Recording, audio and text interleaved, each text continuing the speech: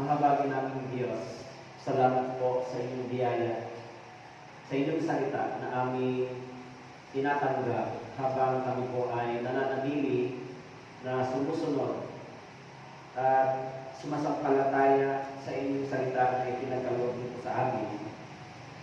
Salamat po sa inyo, aming Amang Diyos, na tunay na nahabag sa amin at patuloy na nag-iingat sa amin na Diyos. Patuloy po kaming lumalapit sa inyo sa umagang ito na pakisamahan niyo po kami, punuin niyo po kami ng kaalaman at karunungan ng inyong salita. Bigyan niyo po kami ng mga aral na magpapatatag sa aming pananampalataya upang manatili na nagtitiwala po sa iyo. Sa araw na ito, samahan niyo po kami. Idinadalangin po namin sa inyo, Panginoon, ang paparating na bagyo na mapamitsala. Ingatan niyo po kami, Panginoon, ang aming mga tahanan, mga brothers and sisters. Ingatan niyo rin po, Panginoon, ang mga buhay ng mga taong hindi makuligtas. Sa araw na ito, dumadalangin po kami, Panginoon, na tulungan niyo po yung mga brothers and sisters na nanghihina, may karamdaman, dumadaan sa mga pagsubok at trials. Tulungan niyo po sila na manatiling matatag at nagtitiwala sa iyo, O Diyos. Pagpalain niyo po ang inyong salita sa amin at nawa ang araw na ito ay lalong magpatibay sa aming pananampalataya. Purihin po kayo. Ito po ang aming dalangin sa pangalan ni Jesus. Amen. Okay? So, kung may Bible po kayo, buksan po ninyo sa aklat ng Hebreo. Kabanatang 4. Aklat ng Hebreo, Kabanatang 4, talatang 1 hanggang 11. Yun po yung ating pag-aaralan. Okay, talatang 1 hanggang 13. Okay. Babasahin ko po sa inyo, medyo mahaba, sundan nyo na lamang po. Kabanatang 4, talatang 1 hanggang 13. Kaya habang nananatili bukas ng pangako, makapasok sa kanyang kapahingahan, mag-ingat tayo na baka sino man sa inyo ay hindi makaabot doon. Sapagkat dumating sa atin ang magandang balita, gaya din naman sa kanila. Ngunit hindi nila pinakikinabangan ang pangangalaw na natinigila. Sapagkat hindi sila naging kalapit sa pamamagitan ng pananampalataya ng mga taong nakarinig. Sapagkat tayong sumasampalataya ay pumapasok sa kapahingahan iyon, gaya ng sinabi ng Diyos. Gaya ng aming isinumpa sa aming pagkagalit, sila hindi papasok sa aking kapahingahan. Bagamat ang mga gawa niya mula ng itatagal sa libutan ay natapos na. Sapagkat sa isang dako ay sinabi niya ang ganito tungkol sa ikapitong araw, at nagpahinga ang Diyos ng ikapitong araw sa lahat ng kanyang mga gawa.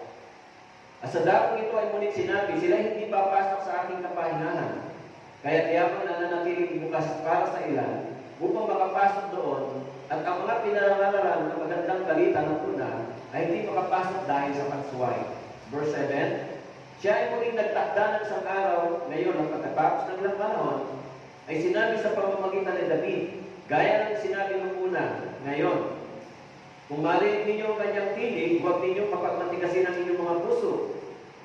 Sapagkat kung sila'y nabigyan ni Josue ng kapahingahan, hindi na sana nagsalita ang Diyos tungkol sa ibang araw pagkatapos ng mga ito. Kaya't may nakikita pang isang pamamahingang Sabat para sa bayan ng Diyos. Verse 10, sapagkat ang pumasok sa kanyang kapahingahan ay nagpahinga rin sa kanyang mga gawa. Gaya ng Diyos sa kanyang mga gawa. Kaya't pagsikap tayong pumasok sa kapahingahan yun, upang huwag magwalang silman sa pamamagitan ng gayong halimbawa ng pagsuway. Sapagkat ang salita ng Diyos ay buhay, mabisa, at higit na matalas kaysa ng tabak na may 2 talim, at tumatagos hanggang sa pinaghihiwalayan ng kaluluwa at espiritu, ng mga kasukasuan at ng utak sa buto, at may kakayahang umilala ng mga pag-iisip at mga hangarin ng puso. Verse 13, sabay-sabay po tayo. At walang kilala na namupundi sa harapan niya, kundi ang lahat ng mga bagay ay ubad at hayag sa mga mata niya na ating pagsusulitan. Okay?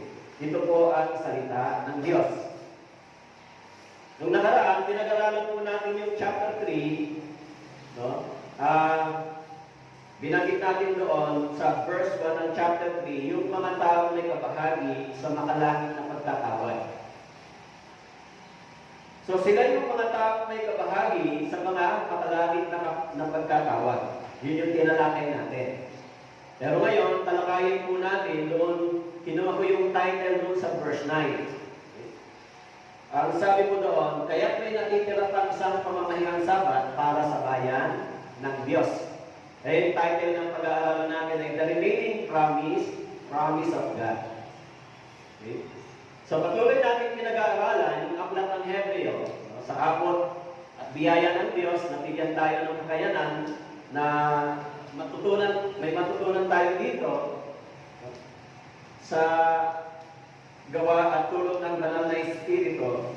Mapapansin po natin dito sa chapter 3, chapter 4, tinatalakay dito, alam natin yung kwentong ito, yung istoryang ito ay nakasulat sa Numbers chapter 13, 14. Okay?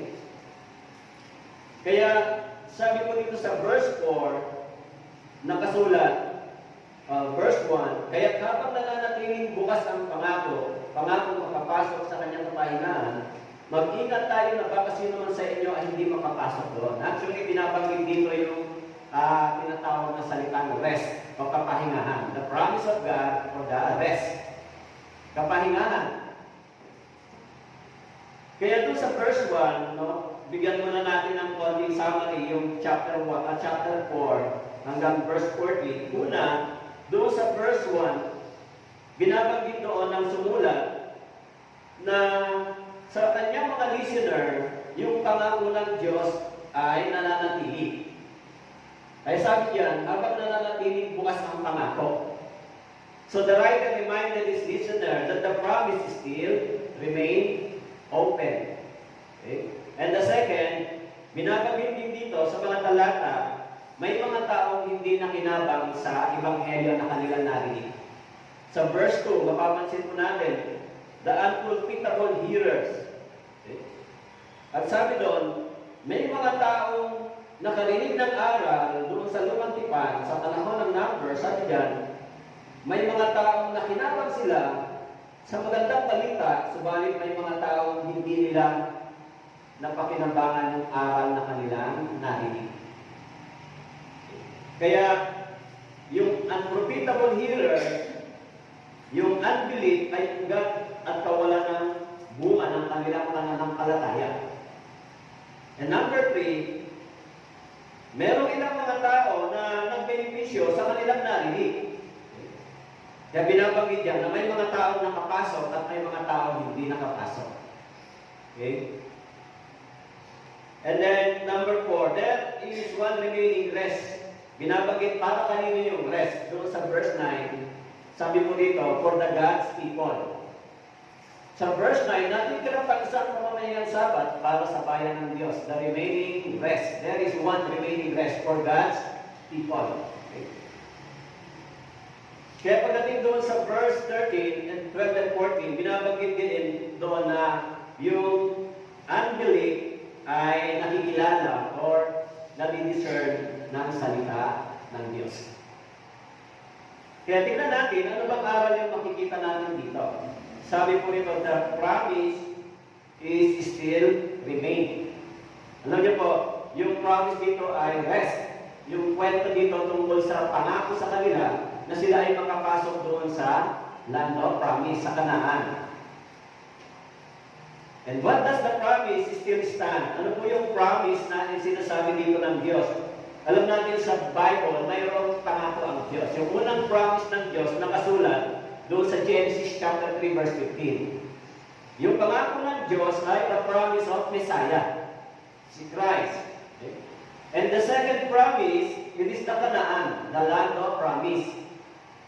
Kaya doon sa Canaan, binigay sa kanila yung promise for physical rest under the Sabbath law.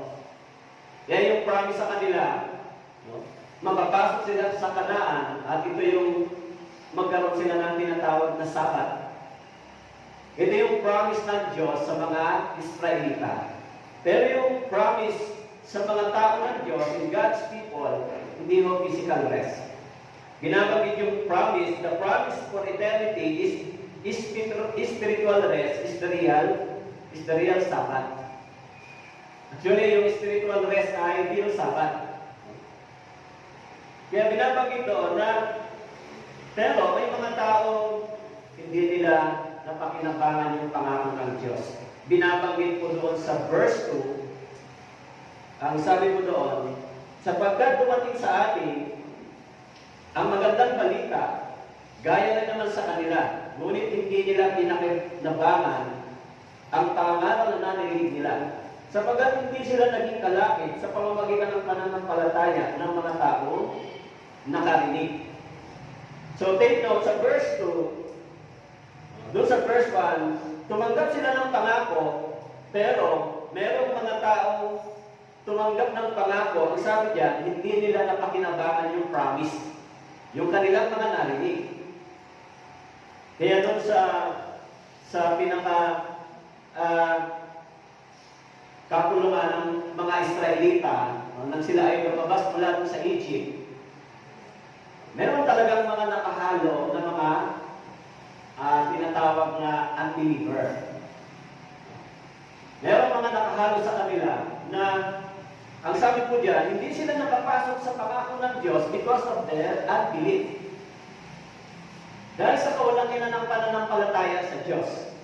Kaya sinabi po, doon sa verse 2, sapagkat dumating sa akin ang magandang balita, gaya lang naman nila sa kanila. Ngunit hindi nila pinakinabangan ang pangangaral na kanilang narinig. Kaya sinasabi ko doon, hindi nila napakinabangan yung kanilang narinig. Ano ba yung narinig nila? Ano po yung kanilang narinig na mensahe? Ang sabi ko doon, narinig nila ang magandang balita, pero hindi nila pinakinabangan ang kanilang narinig. So doon po sa mga taong lumabas mula sa Egypt,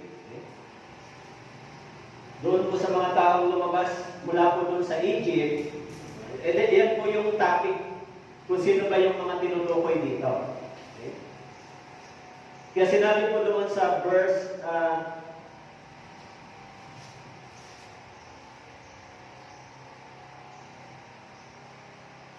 sinabi po doon sa verse 3,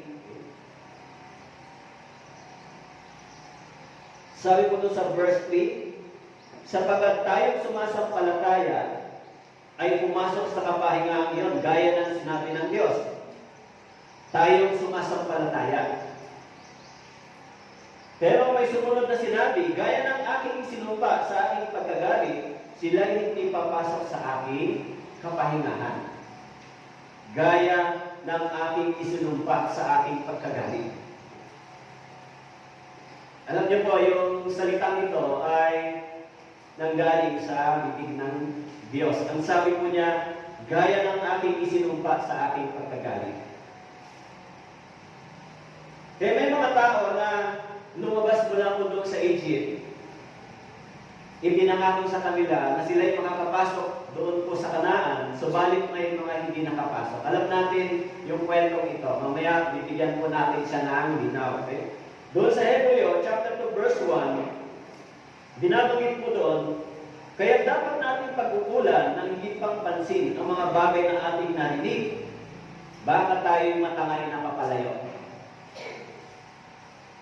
Kasi sinasabi po, dapat natin pag-ukulan ng higit pang pansin ang mga bagay na ating narinig. Baka tayo'y matangay na papalayo. Binabanggit po doon sa chapter 4, verse 2, may mga taong nakarinig, subalit hindi nila napakinabangan yung kanilang narinig. Actually, yung pangakong rest dito para sa mga born again, sa mga tao ng Diyos, ay totally different sa pangako ng Diyos doon sa Israelita na lumabas mula po doon sa Egypt. Okay? Pero yan po yung larawan ng paglalakbay nila doon sa ilan. Kung sila ay lumalakad, nananangan sa pananampalatayang ito, kaya binabanggit po doon sa chapter 3, verse 6, sino po yung mananatili? Ang sabi po doon, subalit si Kristo ay tapat sa bahay ng Diyos bilang anak. at tayo ang bahay na iyon. Kung ating iingatang matibay hanggang sa katapusan ng ating pagtitiwala at pagmamalaki sa ating pag-asa. Binabanggit ko doon yung mga taong nananatili na nakapasok doon po sa pangako ng Diyos, dalawa lang naman. Dalawa lang po yung nakapasok out of 600,000 men in foot. Okay? Sino po yung dalawa? Si Caleb at si Joshua. Dalawa lang sila na nakapasok. Subalit, binabanggit dito, mayroon pang remaining rest for the God's people. Pero yung rest na binabanggit dito, hindi po yung Kanaan. Ano po yung binabanggit dito? Eternal rest. And this is the real Sabbath. Spiritual rest. Kaya doon po sa verse 1, binabanggit, there is a remaining rest for the believers. Ang sabi diyan, sa chapter 4, verse 1. Kaya habang nananatiling bukas ang pangako makapasok. And verse 2, sapagkat dumating sa akin ang magandang balita, gaya rin naman sa kanila. Okay? In verse 3, sapagkat tayo sumasampalataya ay pumapasok sa kapahingahan iyon gaya ng sinabi ng Diyos. So anong rest yung pangako ng Diyos? For the believers, rest is God's rest, including the peace, confidence of salvation, reliance on His strength, assurance of a future heavenly home. This is the believer's promise for the rest. Kaya, sinasabi doon sa Mateo chapter 11, verse 29, tinawagan ng Diyos. Okay, tingnan natin, Mateo chapter 11, verse 29.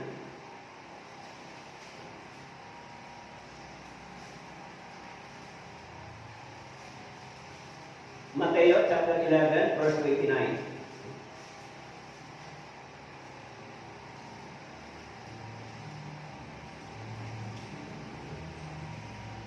Verse 29, pansinin ninyo ang aking pamato, magluto kayo sa akin, sapagkat ako'y maamo, at may mapagpakumbabang puso, at makakatagpo kayo ng kapahingahan para sa inyong mga kaluluwa.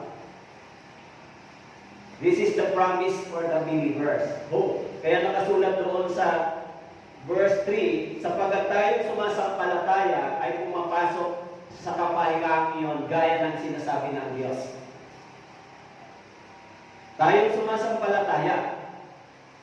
Kahit narinig nila yung mga aral na ito, doon po sa panahon ng lumang tipan, narinig nila yung pangako ng Diyos, pero hindi po nila pinakinabangan yung pangako nito. Bakit po?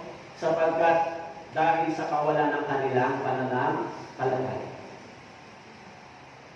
Kaya yung hindi nakapasok doon sa Kanaan ay 20 years old pataas, hindi sila nakapasok dahil sa kawalan nila ng pananampalataya. Ano ba yung pangako ng Diyos sa kanila? Actually, yung pangako ng Diyos sa kanila, doon po sa Deuteronomy chapter 12, verse 10. Deuteronomy chapter 12, verse 10.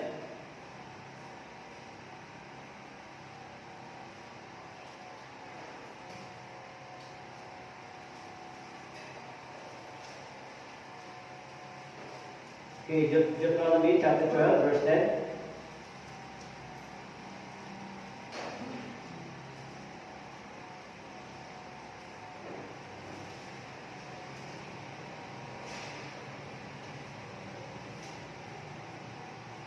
Deuteronomy chapter 12, verse 10. Ang sabi po rito, ngunit pagtawid ninyo ng Jordan at pagtira sa lupain na itinamamana sa inyo ng Panginoon ninyong Diyos, at pagkabigay niya sa inyo ng kapahingahan sa lahat ng inyong mga kaaway sa palibot, upang kayo makapanirahan ng hiwasay. So this is the promise of God para sa mga Israelita. Kapahingahan sa kanilang kaaway. The rest from their enemy.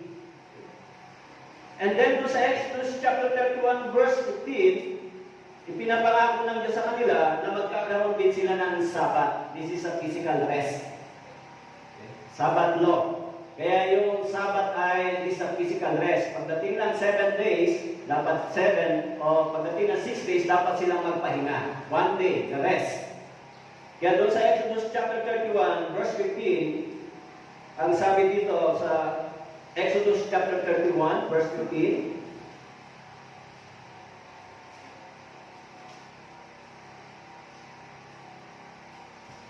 Exodus chapter 31, verse 15.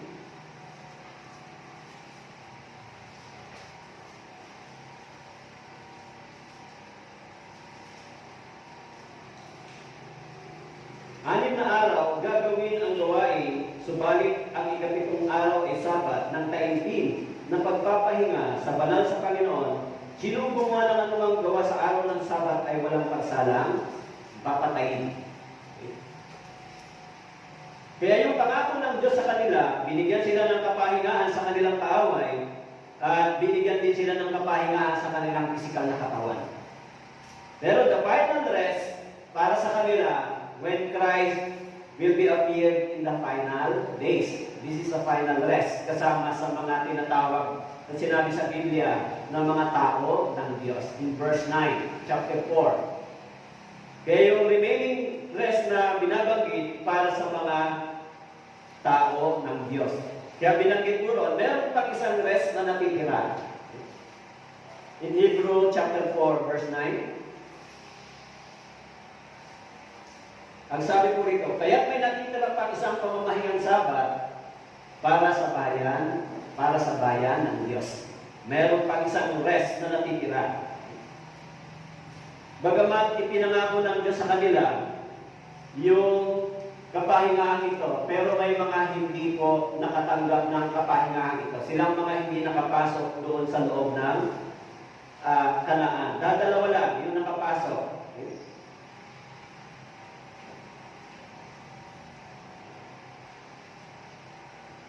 So doon po sa verse 11, chapter 4, laktaw-lang po muna tayo ng konti. Verse 11, chapter 4. Kaya magsikap tayong pumasok sa kapahingahan iyon upang huwag mabuwala ang sino man sa pamamagitan ng gayong halimbawa ng pagsuway. Kaya magsikap tayong pumasok sa kapahingahan iyon. Kaya sinabi ko doon sa chapter 3 verse 11, sumumpa ang Diyos na sila hindi makakapasok dahil sa kanilang pananampalataya.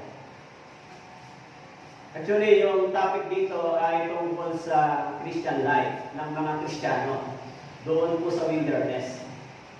Yung buhay ng mga Israelita doon po sa wilderness, pagkatapos nilang lumabas galing sa Egypt, ay kwento tungkol sa kanilang buhay pananampalataya sa Diyos.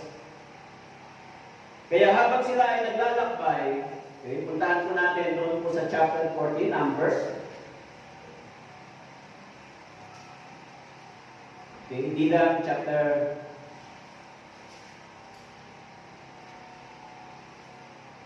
13.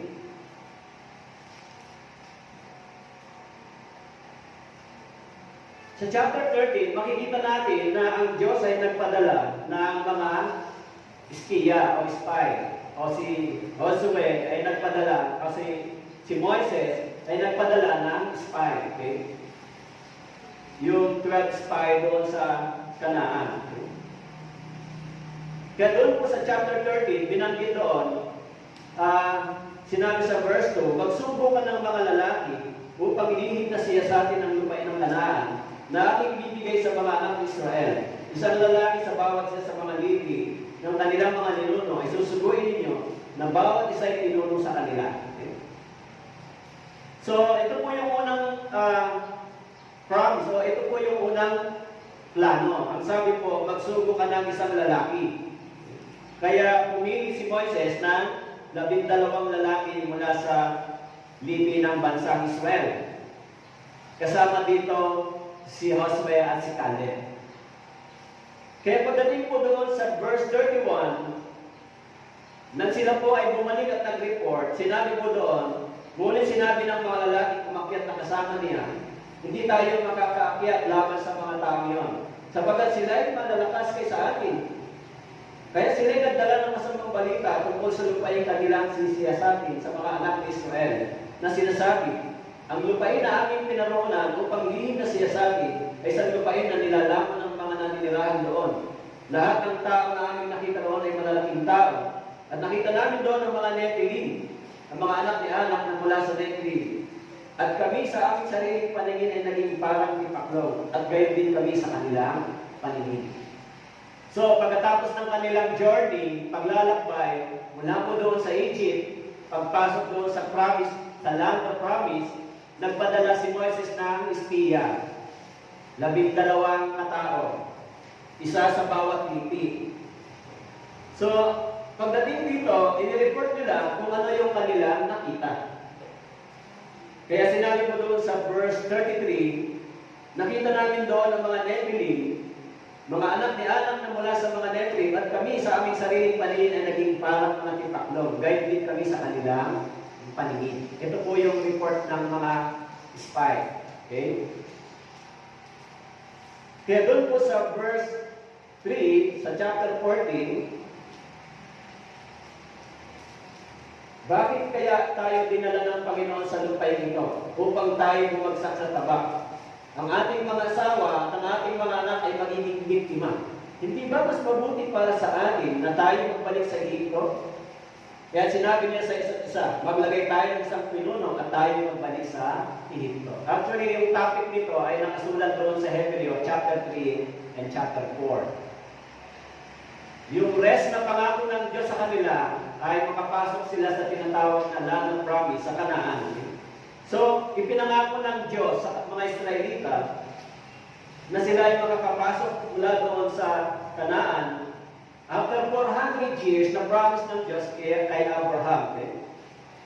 Sinabi doon, He promised to the Israelites physical rest when they enter to Canaan. Pero yung isang kondisyon, sinabi doon, yung tanging makakapasok lang ay ang mga sumasampalataya.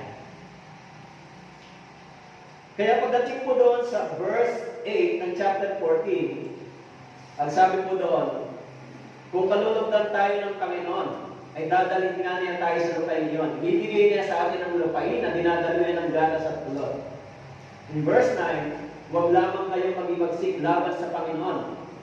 Di matakot sa mga tao ng lupain sa pagkasirin para lamang pinapay sa atin. At ang kanyang kalinga ay inalis sa kanila at ang Panginoon ay kasama natin, huwag kayong matakot sa kanila.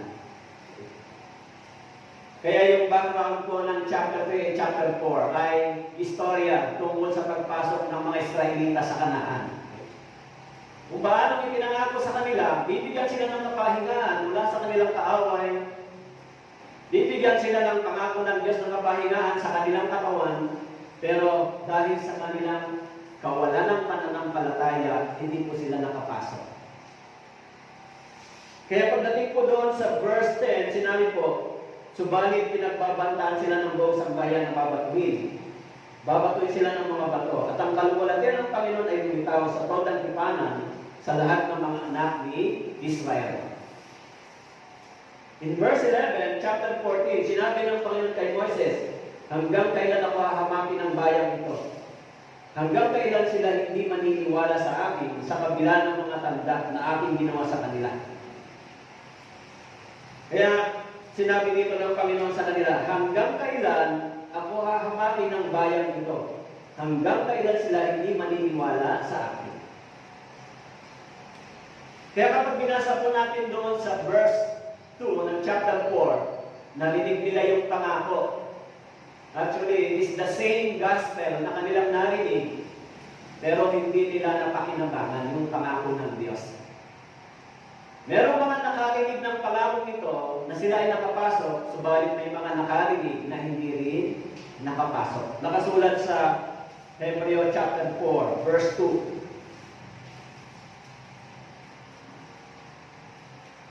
Kaya sinabi ko doon, chapter 4, verse 2, sapagkat dumating sa atin ang magandang balita, gaya rin naman sa kanila. Okay? Gaya rin naman sa kanila, ang tinutukoy, yung mga Israelita na lumabas mula sa Egypt, naglakbay papunta sa Kanaan, narinig din nila yung mabuting balita, yung pangako ng Diyos. Dumating sa atin ang magandang balita. Sa atin din, dumating yung pangako ng Diyos. Pero, siyempre, yung pangako ng Diyos sa atin ay hindi po physical rest. It is spiritual rest. The real rest na ipinapangako ng Diyos ay spiritual rest. Okay? Kaya sinabi doon sa Mateo chapter 11 verse 29. Kaya sinabi po doon sa verse 2, sapagkat dumating sa atin ang magandang balita, Hebreo chapter 4 verse 2. Ngunit hindi nila pinakinabangan ang pangangaraw na narinig nila. Sapagkat hindi sila naging kalapit sa pamamagitan ng pananampalataya ng mga taong nakarinig. Kaya sa verse 3b, ang sabi doon, gaya ng aking isinumpa sa aking pagkagalit, sila hindi papasok sa aking kapahingahan.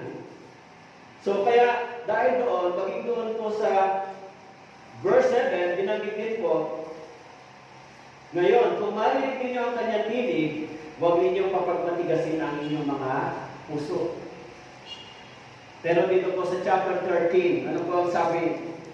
Sinabi ng Panginoon kay Moises, hanggang kailan ako hahamakin ang bayang ito? Hanggang kailan sila hindi maniniwala sa akin sa kabila ng mga tanda na aking ginawa sa kanila? So yung aral na makikita natin dito kung paano ang mga Israelita, dahil sa kawalan ng kanilang pananampalataya, hindi po sila nakapasok doon sa pangako ng Diyos. Maaaring sa ating panahon, ganito din yung paglalakbay ng mga Kristiyano. Habang iniintay natin yung final rest ng pangako ng Diyos, naglalakbay din tayo. Tumadaan din tayo sa maraming trials, katulad nila. Yung pananampalataya din natin ay nasusubok.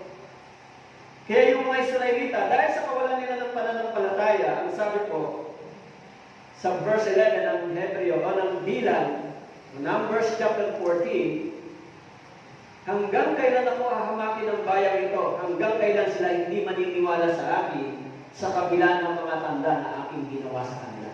Yan yung tanong ng Diyos sa mga Israelita. Hanggang kailan siya hahamakin, bagamat nakita nila yung maraming mga tanda. Kaya doon sa amin, chapter 95, verse 11, sinabi din po ron, so I swore in my wrath, they shall not enter my rest. Alam niyo po, sumumpa ang Panginoon sa kanyang sarili na hindi sila makakapasok sa kanyang kapahingahan. Dahil sa kawalan nila ng pananampalataya. Kaya, dito po sa chapter 14 ng Numbers, so dahil po sa kawalan nila ng pananampalataya, sinabi mo doon, hahampasalin ko sila ng salot, tatanggalan ko sila ng mana, at gagawin ng isang bansang mas malaki at mas matibay kaysa kanila. In verse 13, ngunit sinabi ni Moises sa Panginoon, kung gayon, mababalitaan ito ng mga taga-Ehipto, sapagkat dinala mo ang bayang ito ng kapangyarihan mula sa kanila, at kanilang sasabihin sa naninirang sa lupain ito, kanilang nabalitaan na ikaw, Panginoon, ay nasa gitna ng bayang ito. Sapagkat ikaw, Panginoon, na nagpakita ng bukhaan at ang iyong ulat ay nakatindig sa ibabaw ng mga iyon, ikaw ay nangunguna sa kanila sa isang haliging ulat sa araw at sa isang haliging apoy. Verse 15, kung papatayin mo ang bayang ito na parang isang tao, magsasalita ang mga bansang nakarinig ng iyong katanyagan na kanilang sasabihin. Sapagkat hindi kaya dalhin ng Panginoon ang bayang ito sa lupain na kanyang pinangako ibibigay sa kanila. Kaya't kanyang pinaslang sila sa ilang. Alam niyo po, sabi ni Moises, kung papatayin mo, pupuksayin mo ang bayang ito. Hindi sasabihin ng mga tao, ng mga bansang nakapaligid sa kanila, sabi niya sa Panginoon, hindi mo na idala sila sa tunay na pangako mo para sa kanila. Kaya, sinasabi ko doon sa verse 3 ng Hebreo, chapter 4, mayroong mga tao na nakapasok sa pangako ng Diyos, pero yun lang, mga sumasampalataya. Sabi niyan, sapagkat tayong sumasampalataya ay pumapasok sa kapahingahan iyon. Hebreo chapter 4, verse 3. Tayong sumasampalataya, actually, yung pananampalataya ng mga Israelita ay may aral para sa ating pananampalataya. Tayong sumasampalataya, pumapasok sa kapahingahan iyon, gaya ng sinabi ng Diyos. Pero, sabi niya, gaya ng aking sinumpa sa aking pagagalit, sila hindi papasok sa kapahingahan dahil sa kawalan nila ng pananampalataya.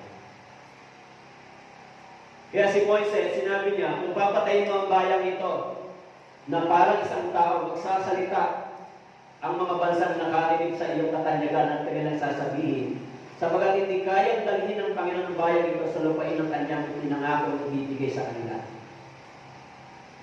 So yun sabi ni Moises sa Panginoon. Kasi dahil sa galit ng Panginoon, ang sabi niya, hahampasin niya ng salot. Alam niyo po, ganon katindi yung palo ng Diyos. Ang sabi po doon sa verse 12, chapter 14, hahampasin ko sila ng salot. Tatanggalan ko sila ng mana. Ano kayang galit, no? Dahil sa kawalan nila ng pananampalataya sa Diyos, ang sabi ng Panginoon, hahampasin ng salot. Kung minsan, yung salitang ito ay parang hindi masyadong, alam niyo, yung salitang ito ay hindi masyadong nagiging epektibo kung naririnig lang ng tao. Diba? Pag naririnig lang nila yung ganitong salita, hindi masyadong matihin yung dating. Pero dahil yung mga Israelita, kawalan nila ng pananampalataya, dahil sa kanilang katigasan ng puso at ulo, yung salitang ito ay nangyari sa kanila. Alam natin, for almost 1,900 years, kinampas sila ng Panginoon. Nagdusa sila dahil sa kawalan nila ng pananampalataya. Kaya sinasabi po dito sa chapter 14, okay? Alam niyo po si Moises ay baba ng puso sa Panginoon. Kaya sinabi niya, idinadalangin ko sa iyo, hayaan mo ang kapangyarihan ng Panginoon ay maging dakila ayon sa iyong pinanako. Sa verse 17, chapter 14. In verse 18, ang Panginoon ay mabagal sa pagkagalit, asagana sa tapat na pag-ibig na nagpapatawad ng kasamaan at ng pagsuway. Ngunit kailanman ay hindi pinapawalang sala ang may sala, na dinadalaw ang kasamaan ng mga magulang sa mga anak sa ikatlo at sa ikaapat saling lahi.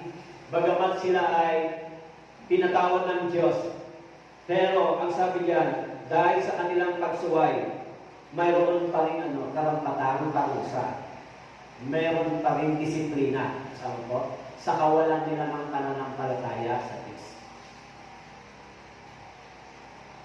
Kaya, sinasabi doon sa Bible, doon sa Hebreo, chapter 4, verse 3, gaya ng aking isinumpa, sinabi ng Diyos, gaya ng aking isinumpa sa aking pagkagalit, sila hindi papasok sa aking kapahingahan.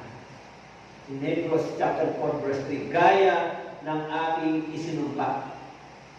Alam nyo, nakasulat sa Biblia, kung ang Diyos ay nanumpa sa kanyang sarili, ibig sabihin, wala nang mas mataas pa sa Diyos. Yung mga tao ay nanunumpa sa mas mataas sa kanila. Halimbawa yung presidente, nanunumpa siya sa mas mataas sa kanya. Pero yung Diyos ay sumumpa sa kanyang sarili dahil sa pagkagalit sa mga Israelita na sinabi niya, sila hindi papasok sa aking kapahingahan. Kaya doon po sa verse 20, chapter 40,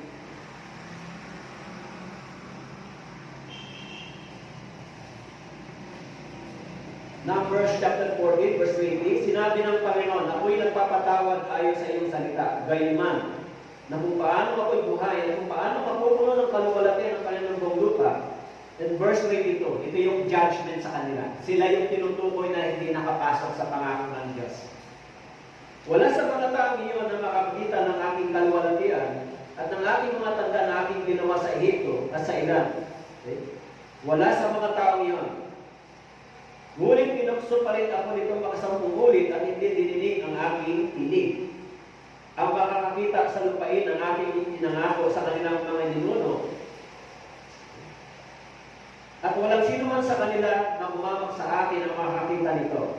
Ngunit ang aking lingkod na si Caleb, sapagkat siya nagtataglay ng ibang espiritu at sumunod ng dugo sa akin, ay dadalhin ko sa lupain ng kanyang pinaroon at aaring ng kanyang mga binhi. So alam natin dito po sa istorya, dalawa lang yung nakapasok. Kung bibilangin natin, yung lumabas mula sa Egypt, 600,000 men and foot. Ang sabi doon, alinman sa kanila ay hindi makakapasok doon sa pangako ng Diyos dahil sa kawalan nila ng pananampalataya. Kaya sinabi niya rito, wala sa mga tao iyon na makakita ng aking kaluwalhatian. Ang makakakita sa lupain na aking pinangako sa kanilang mga ninuno, walang sino man, verse 23 sa kanila, dahil sa hinamak nila yung pangalan ng Diyos. Kaya yung mga Israelita, nang sila po ay tumanggap ng pangako, hindi po nila natanggap yung pangako para makapasok sa land of promise. Actually, dito sa istorya, pinabalik sila. Sa loob ng 40 years, sila ay nagpagala-galang muli sa ilan hanggang maubos sila. Kaya tayo, bilang mga Kristiyano, anong aral yung ating makikita dito? Tayo mga born-again Christian, may pangako din ng Diyos, hindi ba? May promise pa ang Diyos sa atin.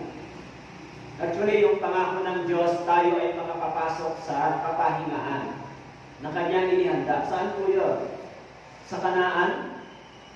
May Kanaan pa bang promise ang Diyos sa atin? Kaya yung pangako ng Diyos sa mga born-again Christian sa natitira sa tao ng Diyos ay para sa isang pangako na lang na natitira. Yan yung spiritual rest. Magpapasok tayo doon sa kapahingahan sa buhay na walang hanggan. Pero mapapansin po natin dito, sino lang yung pwedeng makakapasok?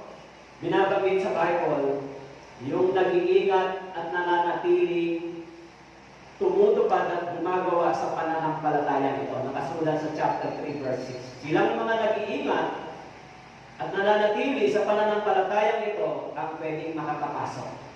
Okay? Kaya sinabi po doon sa chapter 4, verse 10 ng Hebreo, sapagkat tayo sumasampalataya ay pumapasok sa kapahingahan iyon, gaya ng sinabi ng Diyos. Siyempre, dinigyan tayo ng kapahingahan ng Diyos. Una, yung peace of mind. Diba? Sa harapan ng Diyos, meron tayong peace of mind. Dati, tayo po ay kaaway ng Diyos. Nakasulat po sa Romans chapter 1, verse 18. Ang Diyos ay napopoot laban sa lahat ng kalikuan at kasamaan ng tao. Kaya dahil sa kalikuan at kasamaan ng tao, ang Diyos ay napupuot. Dati tayo po ay kinapupuotan ng Diyos dahil sa kasamaan na meron tayo. Okay? Pero dahil tayo ay nakapasok doon sa kapahingahan temporarily, dahil sa kaligtasan, sinabi po sa Romans chapter 5, verse 1, kaya diyaman tayo inaring ganap sa pamamagitan ng pananampalataya. Mayroon tayong kapayapaan sa Diyos sa pamamagitan ng ating Panginoon. Sa pamamagitan ng makakalapit tayo sa biyayang ito. Yung mga sumasampalataya, tumanggap ng peace galing sa Panginoon. Yung mga sumasampalataya ay nakapasok doon sa pangako ng Diyos. Alam niyo po, si Caleb at si Josue ay nakapasok doon sa land of promise. Si Moises ba nakapasok?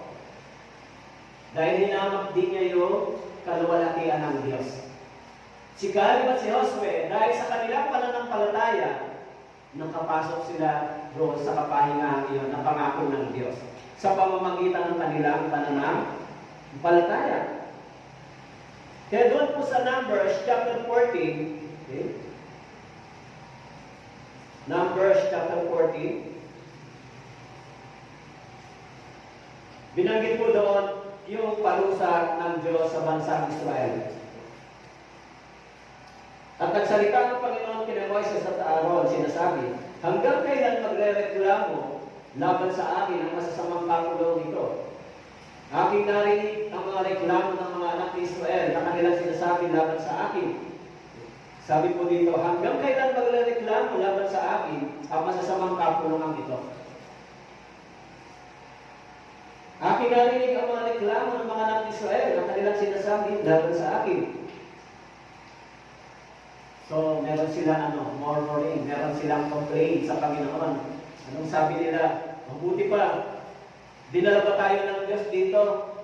Dinala ba tayo ng Panginoon dito sa lupa ito para bumagsak tayo sa tabak? Ang ating mga asawa at mga anak ay maging biktima.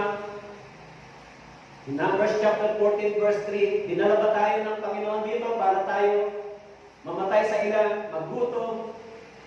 Yan yung kanilang complaint sa Panginoon.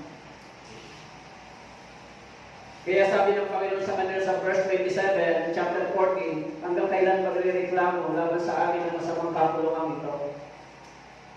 Eh yung kwento ng chapter 3 at chapter 4 ng Hebrews ay galing dito sa istoryang ito. Dahil sa kawalan nila ng pananampalataya, anong sabi doon? Sinabi ng Biblia, hindi sila makakapasok sa kapahingahan na itinangako ng Diyos. Because of their unbelief. Because of their disobedience to the words of God. Kaya sabi niya sa chapter 14, hanggang kailan magrereklamo laban sa akin ang masamang kapulungan ito? Hanggang kailan?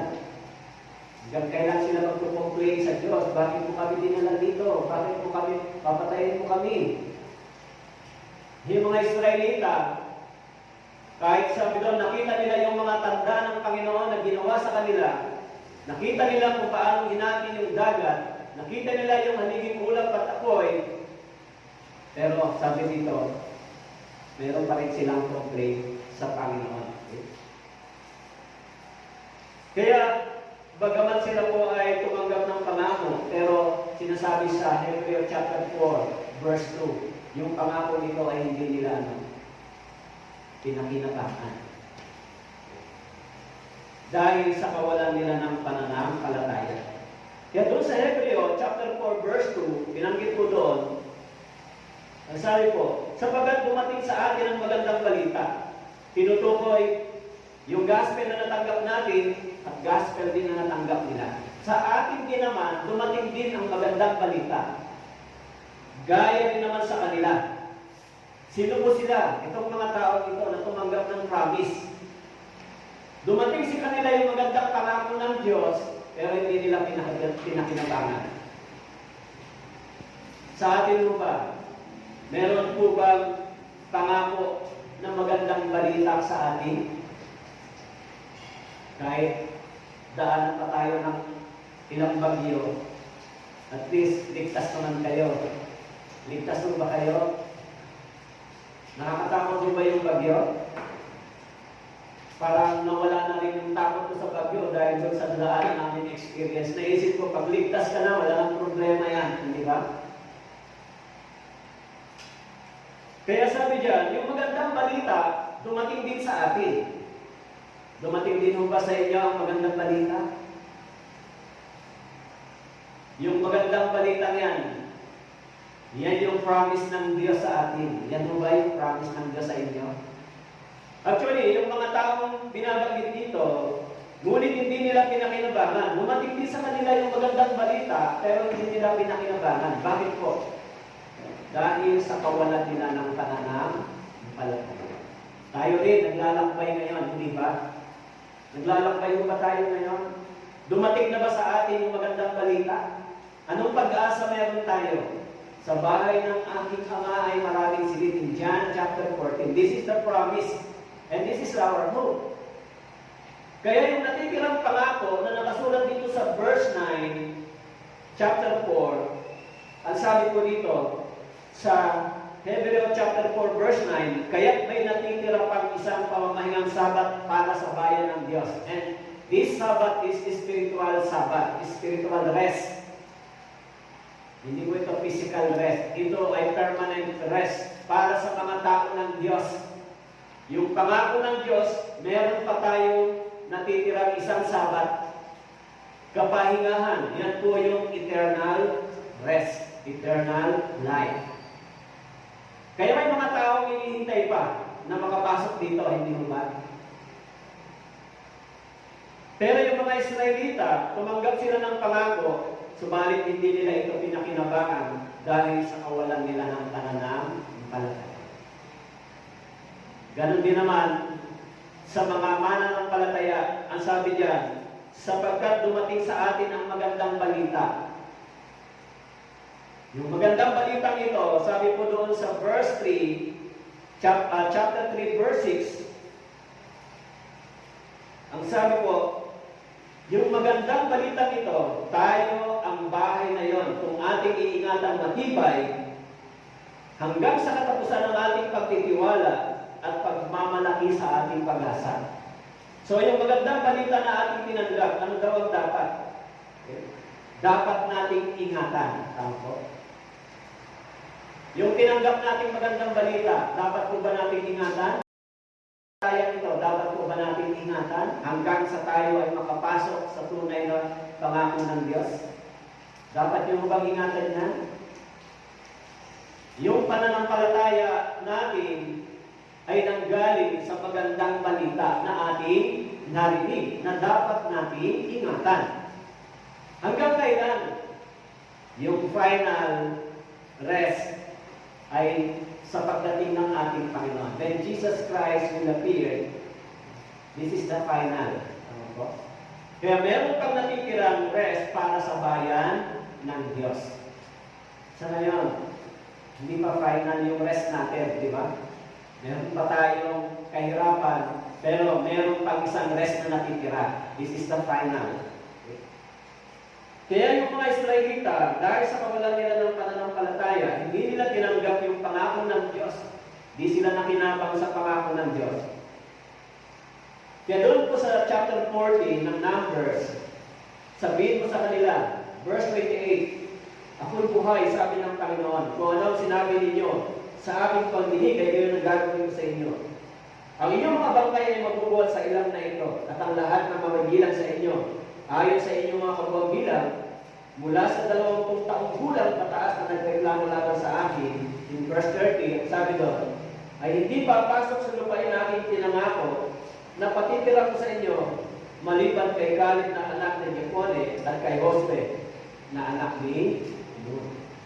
Ano po yung consequence? Forfeited yung kanilang tinanggap na pangako para doon makapasok sa tinatawag na land of promise. Okay? Kaya sinabi mo noon, sinabi mo ng salita ng Diyos, hindi papasok sa lupain aking ipinangako na patitira ko sa inyo. Nakasulat po doon sa Hebreo chapter 4. Hebreo chapter 4. Sa verse 3, gaya ng aking isinumpa sa aking pagkagalit, sila hindi papasok sa aking kapahingahan, bagamat ang mga gawa niya ay mula nang itatag ang sanlibutan ay natapos na. Sila hindi makapapasok mula sa aking kapahingahan. Okay?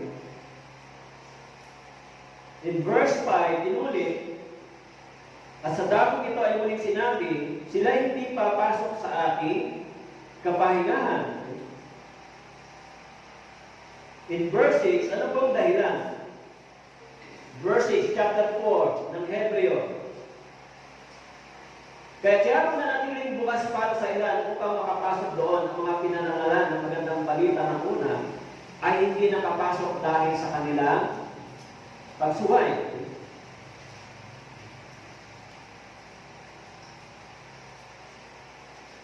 Doon sa verse 11, inulit pumuli, kaya't magsikap tayong pumasok sa kapahingahan ngayon upang huwag mabuwalang sinuman sa pamamagitan ng gayong halimbawa ng pagsuway. Okay?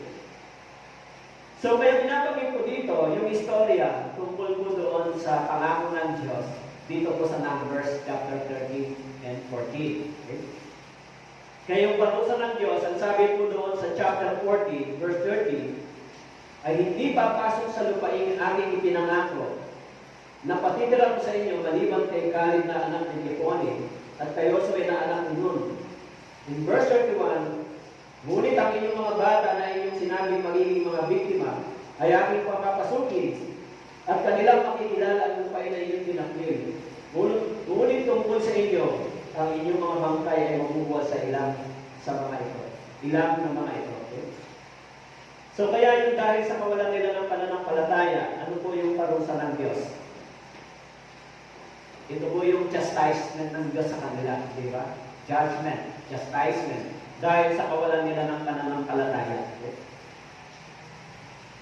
Kaya po kung makikita natin, ano po yung reason? Bakit hindi sila nakapasok doon sa loob ng pangako ng Diyos? Okay? Dahil po sa kawalan nila ng pananampalataya. So kung ganon, ganito rin yung kwento tungkol sa ating pananampalataya. Kaya minsan,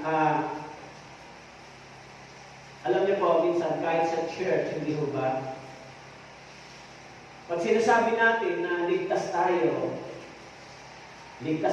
tama po yun. Kung naligtas po kayo sa Ebanghelyo ng Panginoon, sa dugo ng Panginoon, naligtas kayo, natanggap na ninyo yung Ebanghelyo ito, tama po yun. Dahil wala naman sino ang pwedeng magduda kung nagte-testimony ang isang tao kung paano siyang naligtas sa Ebanghelyo at sa dugo ng Panginoon. Pero, hindi lamang sapat yung testimony, hindi ba? Ano po yung kasunod? Kailangan makita yung bunga ng pananampalataya.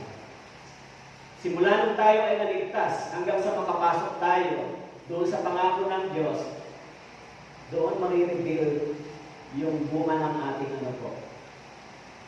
kaligtasan. So ano po yung bunga ng kaligtasan na meron tayo? Ano po yung sinabi doon sa Hebrew chapter 3 verse 6? Ang sabi doon, iniingatan natin ng matapat yung Ebanghelyo ito na ating tinanggap. Iniingatan hanggang sa dumating ang ating Panginoon. Hebrew chapter 4 verse 6, tayo ay bahay ng Diyos. Kung iniingatan natin ng matapat yung araw na tinanggap natin. Yan po yung sinasabi nito. Yung mga Israelita, bagamat sila tumanggap ng maraming pangako, tumanggap sila. Nakita nila yung mga bagay na ginawa ng Diyos para sila sumampalataya sa Diyos. Ang sabi doon, kahit nakita nila yung maraming mga himala at gawa ng Diyos, pero pagdating dito, ang sabi doon, sila ay nagko-complain sa Diyos. Bakit mo kami dinala dito? Papatayin mo ba kami? Kaya ang Diyos ay nagalit sa kanila. Ang sabi niya, ang parusa sa kanila, hindi sila papasok sa lupain na ipinangako sa kanila, maliban sa dalawa. Sino po yun? Si Caleb at si Joshua. Yung ganon, yung 600,000 men in foot. Namatay sila, yung kanilang mga katawan ay nakuha doon sa ilan.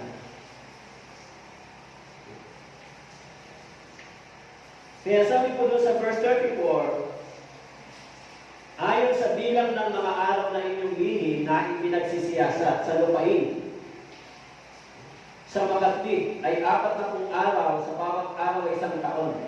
Inyong pananagutan ang inyong mga samaan ng 40 taon at inyong makikilala ang aking sama ng loob. Ano yung chastisement ng Diyos? Discipline. Yung 40 days ay naging 40 years.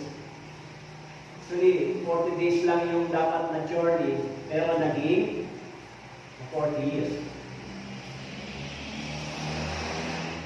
Kaya, nakasulat sa Biblia, meron talagang chastisement ng Diyos. Diba? Meron talagang tunay na discipline o pagtutuwid ng Diyos. Yung mga Israelita, dahil sa kawalan nila ng pananampalataya, sinuway sila ng Panginoon. Dinisipunin niya sila ng Diyos. Kaya sabi ko sa Hebrew chapter 12, verse 15, pakaingatan ninyo na baka ang sino man sa inyo mahulog mula sa biyaya ng Diyos. Mahulog mula sa biyaya ng Diyos. Baka may ilang ugat ng kapaitan ng sumibol at bumagapag sa inyo. At mahawa nito ang marami. Okay? Dahil sa kawalan nila ng pananampalataya, hindi nila natanggap yung pangako ng Diyos. Kaya doon po sa chapter 4, verse 2, ang sabi doon, hindi nila pinakinabangan. Hindi nila pinakinabangan yung kanilang narinig. Tayo po, may narinig tayo ng Ebanghelyo, hindi ba? Pinakinabangan niyo ba yung pananampalataya na inyong narinig? Natanggap niyo po ba yung peace sa pagitan ng Panginoon at sa pagitan ng ating buhay Kristiyano? Meron ba tayong kapayapaan sa harapan ng Diyos? So bakit hindi nila natanggap yung pangako ng Diyos? Balikan po natin doon sa Hebreo chapter 4. Hebreo chapter 4.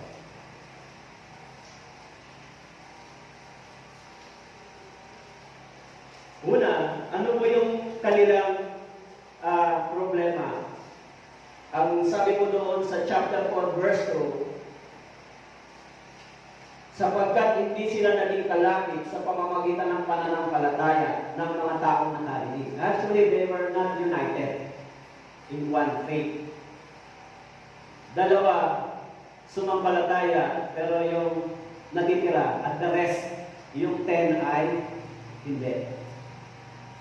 At sabi diyan, sapagkat hindi sila kalapit ng mga taong nakarinig, hindi sila kalapit.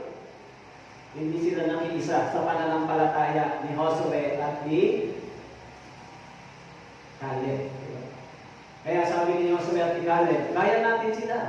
Tutulungan tayo ng Diyos.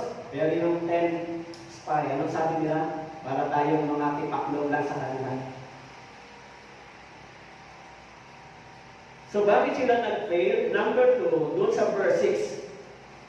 Ang sabi po doon, dahil sa kanilang sa verse 6, pangalawang problema nila, dahil sa kanilang disobedience. Tama po?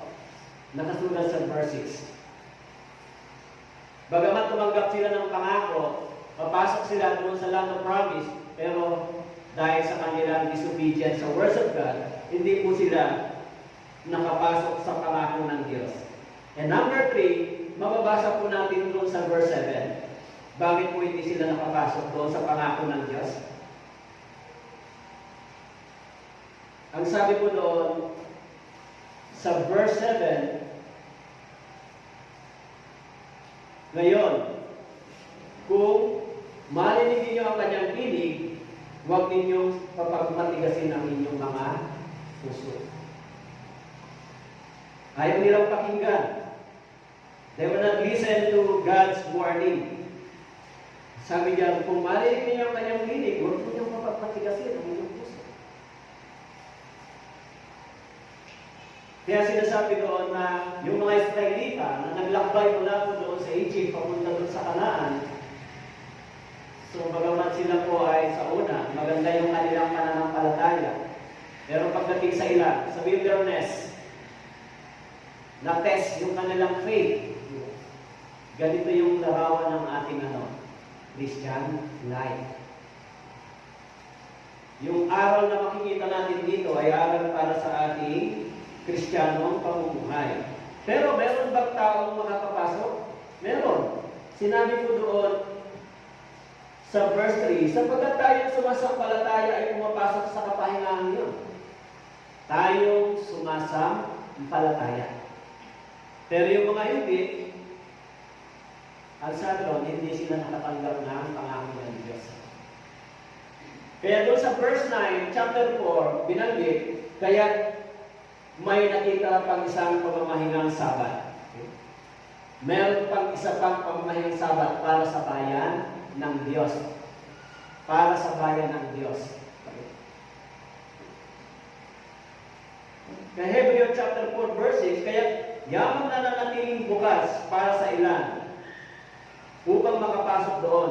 At ang mga pinangalala ng magandang balita ng una ay hindi nakapasok dahil sa pagsuway. Siya ay muling nagtakda ng isang araw ngayon. Nagtakda siya muli ng isang araw. Nag-fail yung mga Israelita makapasok sa land of promise, pero may isa pang promise and rest na ipinangako ang Diyos sa kanila. Hindi lang sa kanila, ipinangako din sa atin. Bagamat nag-fail sila, hindi sila nakapasok sa land of promise, pero merong nananatili pang isang pangako ng Diyos. Kaya yung pangako yan ay hindi lamang sa kanila, kundi pangako din sa atin. Pangako rin sa atin.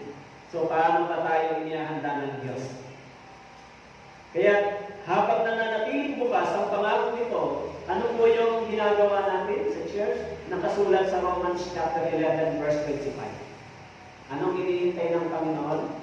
Makapasok yung kumpletong ito. Numbers. Habang ang bansang Israel ay nagmamatigas, hinihintay naman ng Diyos makapasok, makumpleto yung bilang ng mga Hentil. This is the promise.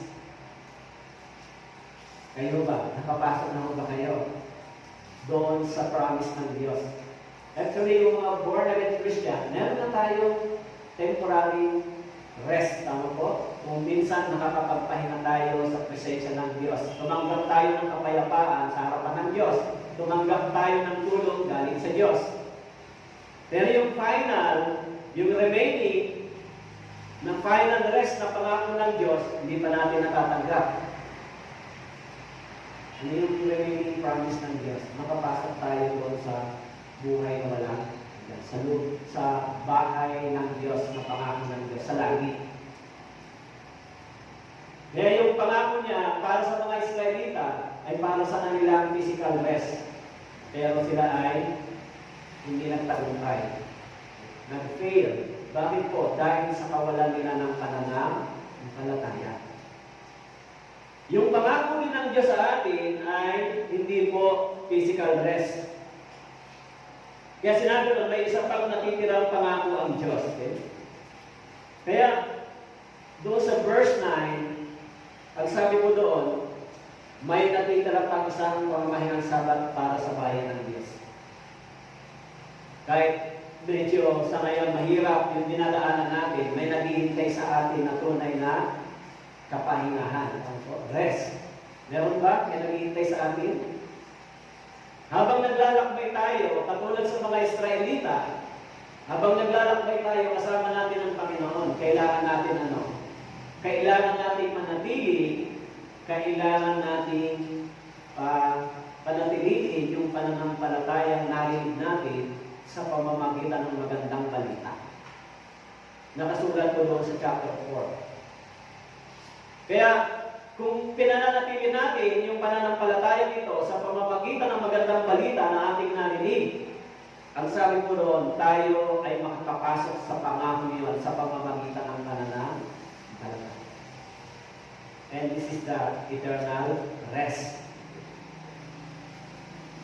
Kaya habang hinihintay natin yung pangako nito, the future, the promise of God, still open yung promise ng Diyos. Kaya doon sa Luke chapter 14, binanggit ni Jesus Christ, lumabas kayo sa mga daan, sa mga bakuran. Luke chapter 14, verse 20-24, pilitin mo silang pumasok upang mapuno ang aking bahay. Tawagin mo yung mga taong naghihintay sa ebanghelyo ito. It is an evangelism, hindi ba? Sabagat sinasabi ko sa inyo na aliman sa mga tao yan na inaniya, hindi makakatikim ng aking hapunan. Sinabi ng Panginoon sa alipin, lumabas sa mga daan, sa mga bakuran, pilitin mo silang pumasok upang mapuno ang aking bahay para makatanggap din sila ng pangako nito. Kaya habang bukas pa yung pangako para sa bayan ng Diyos, ay habang hinihintay natin yung pangako nito, this is the perfect promise of God, yung heavenly Sabbath. Rest from weariness, sorrow, and sin, and rest in the condition of God's new creation. Ibig sabihin, yung rest na ibibigay sa atin, ito po yung perfect rest. The heavenly Sabbath, rest from weariness, sorrow, sin, and rest in the condition of God's new creation.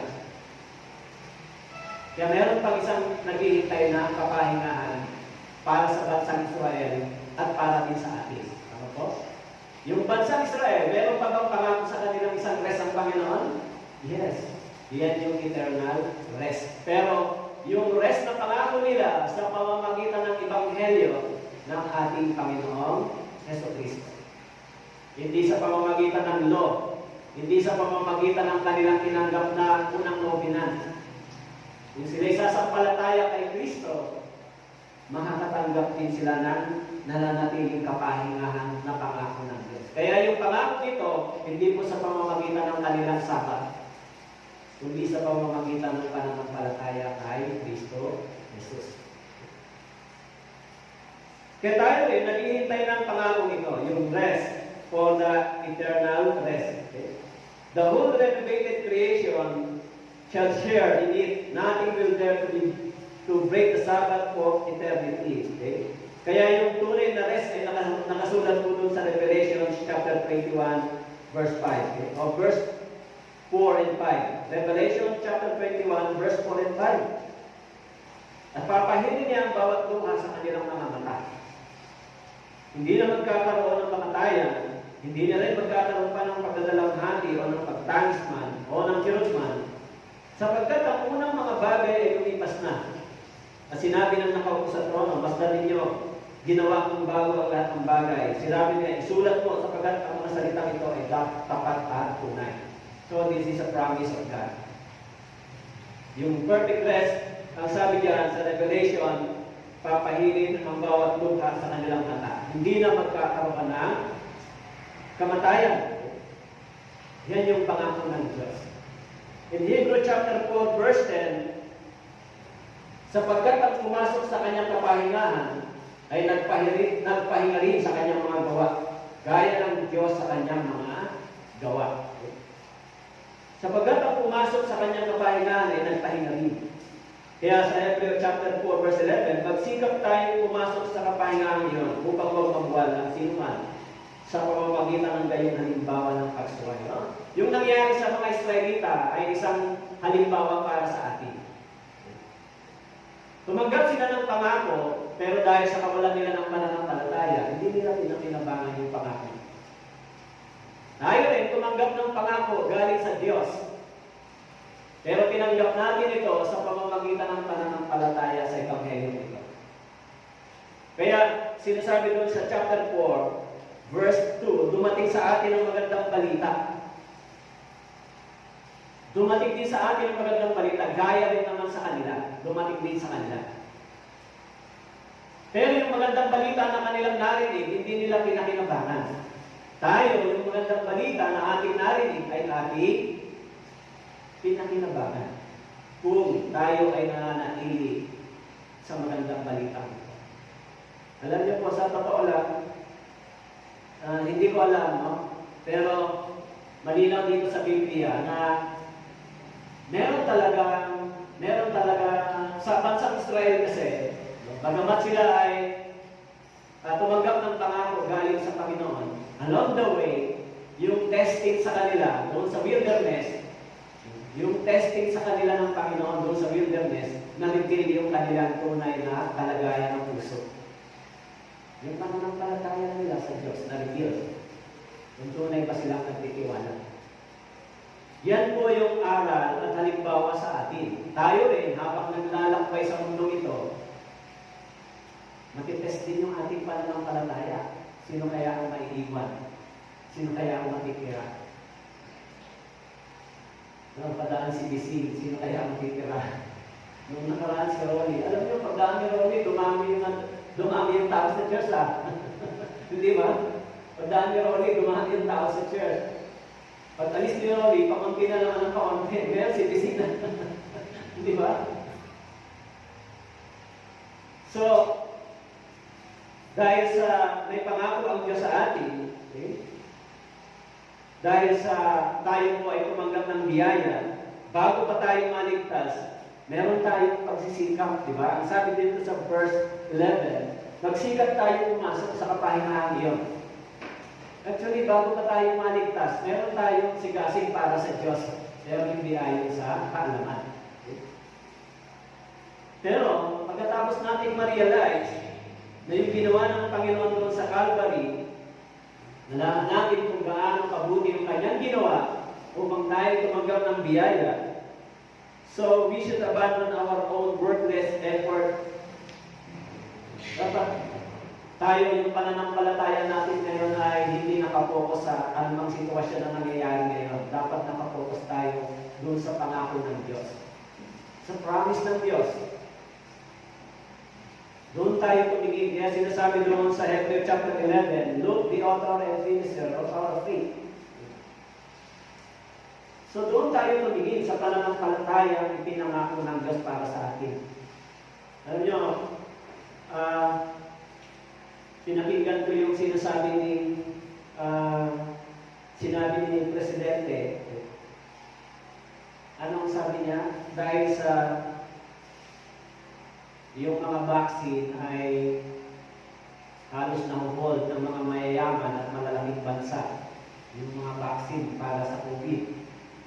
Kaya sabi niya, yung pandemic na ito ay magtatagal pa. Magtatagal pa dahil yung mga vaccine ay nahuhold ng mga mayayamang bansa. Tayo ay third world country. Bago pa dumating sa atin yung vaccine na ito, mauna muna yung mga mayayaman at malaking bansa. Kaya sabi niya, maaaring itong pandemic ay magtatagal pa. So hindi niya alam kung sino-sino pa ang mamamatay sa pandemic na ito. At ngayon sa US, narinig ba yung balita sa US? Yung isang expert sa epidemiology na reveal siya na may bagong virus, yung COVID variant, na mas mabilis pumatay ng tao kaysa dito sa COVID. Meron ng case sa Amerika na ganito, mas mabilis pumatay ng tao. Kaya, iniisip ko, papunta na talaga tayo doon sa sitwasyon na mas worse. Ngayon, ang naga ay napakataas ng COVID. Kaya lockdown sila, walang service. Ang pili, walang gawain, parting kamsur, wala silang gawain. Walang service. Tapos, supposed to be summer na ngayon, di ba? Summer na ba? Dapat? Summer na ngayon, pero meron tayong super typhoon na bagyo. Anong worst scenario ng mundo ito, di ba? Nakapansin niyo ba? Yung climate change, yung pagbabago ng mundo ito. So, kaya ho, itong araw na nakikita natin dito sa chapter 4, araw ng pananampalataya ng mga Israelita. Bagamat sila ay tumanggap ng pangako, pero hindi nila pinakinabangan yung ebanghelyo na kanilang narinig dahil sa kawalan nila ng pananampalataya. Pero tayo mga natitira, dapat yung pananampalataya natin, mga brothers and sisters, patatagin natin, palakasin. Palakasin natin. Hindi natin alam kung ano pang mangyayari sa susunod, bukas sa darating. Di ba? Kaya doon sa 1 Corinthians chapter 10, verse 11. 1 Corinthians chapter 10, verse 11 and 12. Ang mga bagay na ito ay nangyari sa kanila bilang halimbawa at nasusulat bilang pangaral sa atin na dinatnan ng katapusan ng mga panahon. Kahit ang nag-aakalan siya nakatayo ay mag-ingat na baka siya ay mabuhay. 1 Corinthians chapter 10, verse 11. Ang mga bagay na ito ay nangyari sa kanila bilang halimbawa at nasulat bilang pangaral sa atin. Ano pong aral meron dito? Ang sabi ko, nakinig sila sa ebanghelyo na tinanggap nila pero hindi nila pinakinabangan. Tayo, tumanggap tayo ng ebanghelyo ito kung tayo ay hindi maumuhay sa pananampalataya ito galing sa ebanghelyo ito, hindi rin po natin ito pakikinabangan. Kaya sinabi mo doon, sapagkat tayong sumasampalataya ay pumapasok sa kapahingahan yun, gaya ng sinabi ng Diyos in verse 2. Tayong sumasampalataya. Pero yung mga Israelita, dahil sa kawalan nila ng pananampalataya, hindi sila nakapasok sa pangako ng Diyos This is a warning para sa atin, di ba? Tayo rin na sumasampalataya, dapat tayong manatiling nagtatapat sa Ebanghelyo nito. Kasi sinabi ko, ang sabi ko noon sa chapter 3, verse 6, so ulitin ko po, kung ating iingatang matibay hanggang sa katapusan ang ating pagtitiwala at pagmamalasakit sa ating pag-asa, pagmamalaki sa ating pag-asa. So, sa verse 6, kung ating, sabi ko dyan, kung ating iingatan matibay, yung pananampalataya na ating tinanggap. Kaya, kung titignan natin yung larawan na nangyari sa mga Israelita, tumanggap sila ng promise, pero hindi nila pinakinabangan. At the end, hindi nila natanggap yung pangako ng Diyos. Dalawa lang yung nakapasok. Yan po yung larawan ng ating buhay Kristiyan. Habang tayo ay naglalakbay dito sa mundong ito yung pinaka-wilderness natin. May pangako ang Diyos na hanggang sa dulo, sasamahan tayo hanggang makapasok tayo sa buhay na walang hanggan. Okay? So doon sa chapter 4, verse 12 and 13, chapter 4, verse 12 and 13, sapagat ang salita ng Diyos ay buhay, mabisa, higit na matalas kaysa anumang tabak, na may dalawang talim, tumatagos hanggang sa pinalihiwalay ng kaluluwa at espiritu ng mga kasukasuan at ng utak sa buhay. May kakayahang kumilala ng mga pag-iisip at mga hangarin ng puso, at walang nilalang na nakukubli sa harapan niya, kundi ang lahat ng mga bagay ay bad at hayag sa mga mata niya na ating pagsusulitan. Okay? So ano pong araw meron dito? Ang ibig sabihin, ang salita ng Diyos ay buhay at mabisa. Alam ng salita ng Diyos kung sino ang tunay na sumasampalataya. Alam ng salita ng God's words has diagnosed our illness. Okay? God's words has diagnosed our unbelief. Ang sabi ko rito, yung salita ng Diyos ay buhay at mabisa. Alam ba ng salita ng Diyos? Kilala ba ng salita ng Diyos kung sino ang tunay na sumasampalataya? Kaya sinabi ng sumulat, ang salita ng Diyos ay buhay. Kaya sa verse 13, binanggit po doon, walang nilalang na nakukubli sa harapan. Kilala ng Diyos kung sino yung Kanya. Maging sa atin, kilala ng Diyos. Okay? This is really true. The living Word detected our unbelief and disobedience to God's Word. Discerning, discriminating, and judging with regard to the thoughts and intents of the hearts.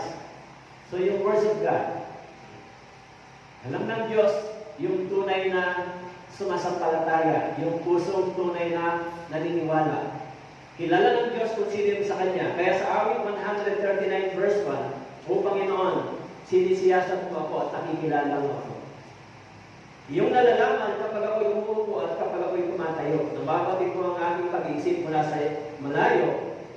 In verse 3, yung sinisiyasat ang aking landas. At ang paghiga ko at ang lahat ng mga lakad ay nalalaman mo. Na dito sa chapter 4, verse 12 to 13, sinasabi rito, kilala ng Diyos yung tunay na pananampalataya at hindi. Yung unbelief, nadidetect niya, yung tinatawag na discerning ng words of God sa atin, nakikilala ng Diyos kung tayo ay tunay na sumasampalataya sa Kanyang salita. Maging sa Jeremiah chapter 17, verse 10, ako ang Panginoon ay sumisiyasat ng pag-iisip at sumusubok ng puso upang ibigay sa lahat ang ayon sa kanilang mga lakad, ayon sa tunay ng kanyang mga gawa. Sinisiyasat ng Panginoon. In Jeremiah chapter 11, verse 20, ngunit kung Panginoon na umakbo, na umahatol ng matuwid, na sumusubok sa puso at sa pag-iisip, ipakita mo sa amin ang iyong pag-iganti sa kanila, sapagkat sa iyo inayad ko ang aming pinaglalaban. O Panginoon na umakbo, mahatol ng matuwid, na sumusubok ng puso at pag-iisip. Dahil sinabi ko rito, walang nilalang na nakukubli sa harapan niya, kundi ang lahat ng mga bagay ay hubad at hayag sa mata niya na ating pagsusulitan. Okay? So, yung unbelief ay nadidetect ng buhay at makapangyarihang salita ng Diyos. Ang sabi diyan, walang bagay na lihim sa Panginoon. Walang bagay na lihim sa Kanya. Sa pamamagitan ng salita ng Diyos, ito ay nahayag sa atin. At walang nilalang na namupugli sa harapan niya. Kundi ang lahat ng mga bagay ay ubat at hayag sa mga mata ng ating pagsusulitan. Okay, bilang panguli, ano pong aral ang makikita namin dito? Ano yung una? Ano yung pangako ng Diyos sa atin? Yung pangako ng Diyos sa atin ay hindi mo katulad sa pangako ng Diyos sa mga Israelita. Yung pangako ng Diyos sa Israelita ay makapasok sila sa land of promise sa Kanaan, pero nag-fail sila. Land of Kanaan ba? Yung pangako ng Diyos sa atin? Siyempre hindi. Yung promise ng Diyos sa atin ay makapasok tayo doon sa walang hanggang tahanan na inihanda ng Diyos para sa atin. Kaya habang tayo po ay naglalakbay sa mundong ito, yung pananampalataya natin ay dapat mahayag. Dapat tumatag, hindi ba? Kaya minsan maraming mga nagsabi na naligtas, of course, wala tayong question sa kanila. Pero kailangan natin hintayin yung ano po, yung bunga, yung fruits. Yung pananampalataya ng pagsunod ay mayroong fruits, may bunga. Makikita yun sa atin, di ba? Siyempre, unang-una, yung bunga ng pananampalataya ay pananatili sa church. Pananatili sa church ay pananatili sa turo ng salita ng Diyos, sa turo ng mga apostol. Pananatili.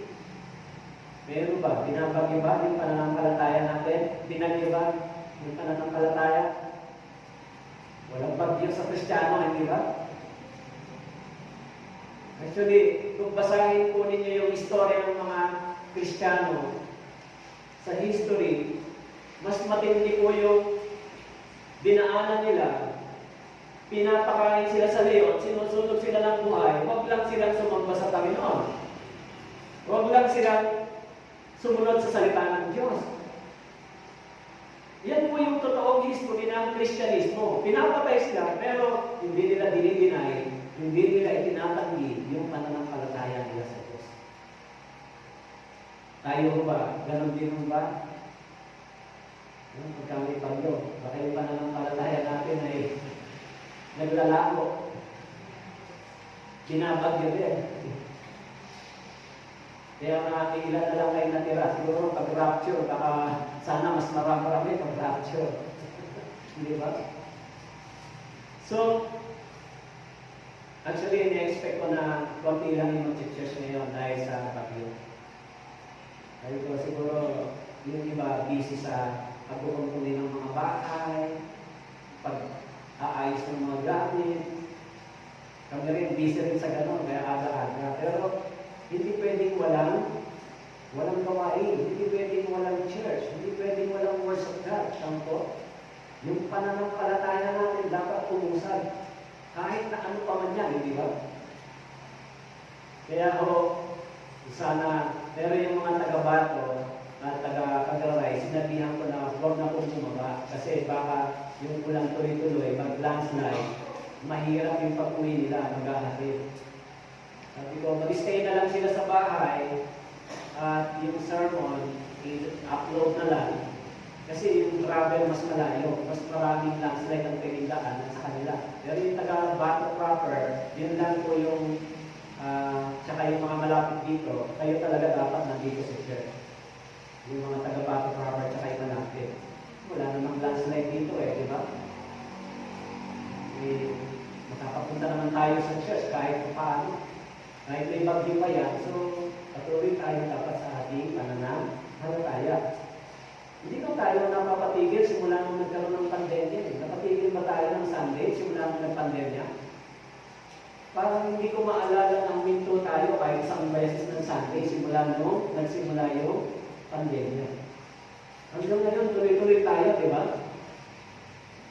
So mga brothers and sisters, huwag tayo pa-apekto sa nangyayari sa panahon. But of course, pagkatapos nito, maghanda kayo, iayos yung bahay. Pero, hindi dapat yan maging hadlang sa ating pananampalataya. Hindi dapat maging hadlang yung mga nangyayari ngayon. Dapat papatagin natin yung pananampalataya sa Diyos. Huwag natin tulatan yung mga Israelita. Tumanggap sila ng pangako, pero dahil sa kawalan nilang pananampalataya sa Diyos, di nila natanggap yung pangako ng Diyos. Pero tayo, tumanggap tayo ng pangako ng Diyos, maghawakan tayo sa salita at pangako ng Diyos. Yan po yung pinakamaganda nating magagawa. Okay po, tayo manalangin. Aming Amang Diyos, salamat po sa Ebanghelyo na ipinagkaloob po sa amin. Dito po kami nangahawa at mananatili, magpapatuloy at magiging matapat at matatag na magtitiwala sa inyong pangako. Kaya po, salamat po sa inyong mga pangako dito, Panginoon. Hanggang sa kami po ay pumasok doon sa buhay na walang hanggan, na tunay na ipinangako niyo sa amin. Sa pagdaan po ng bagong ito, ingatan niyo po yung aming mga brothers and sisters, ingatan niyo po yung mga property namin, Panginoon, yung mga bahay, at tulungan niyo po kami na manatiling alert at nagtitiwala sa iyo. Salamat